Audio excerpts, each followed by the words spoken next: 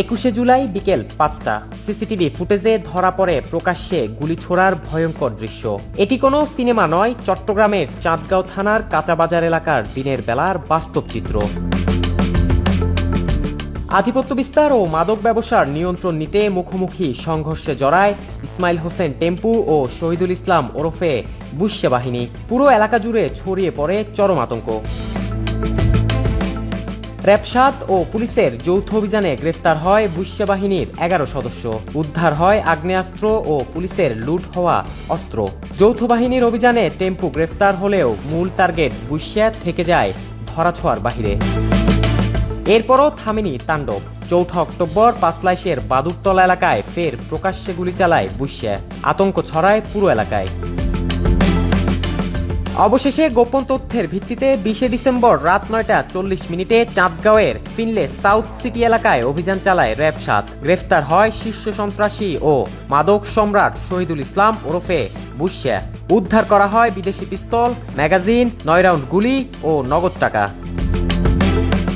জিজ্ঞাসাবাদে বেরিয়ে আসে ভয়ঙ্কর তথ্য।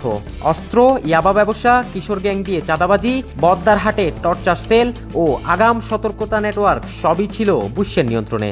সে চট্টগ্রাম মহানগরীর চাঁদগাঁও এবং পাঁচলাইশ এলাকার অস্ত্র ও মাদক ব্যবসা এবং কিশোর গ্যাং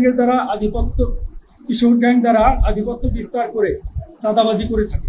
তার আধিপত্য বিস্তারকে কেন্দ্র করে তার যদি কেউ অবাধ্য হতো অথবা কেউ চাঁদা দিতে অস্বীকার করত, তাহলে তাকে উচ্চ টর্চার সেলে গ্রেফতার করা হতো বলে জানা যায়।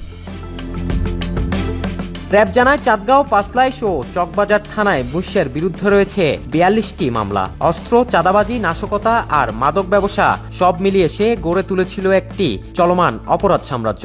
এই যে বুশরা আমরা গতকালকে যেটা সার্থক হয়েছি, আমাদের এরকম বুশরাকে সহ সকল আসামি যারা আমাদের লিস্টে আছে এবং যারা আসামি, আমরা সবার তথ্যই আমরা কালেকশনের চেষ্টা করছি এবং আমরা সুনির্দিষ্ট তথ্যের ভিত্তিতে আমরা যদি তাদেরকে আমাদের ইয়ের মধ্যে পাই, আমরা তাদেরকে গ্রেফতার করব।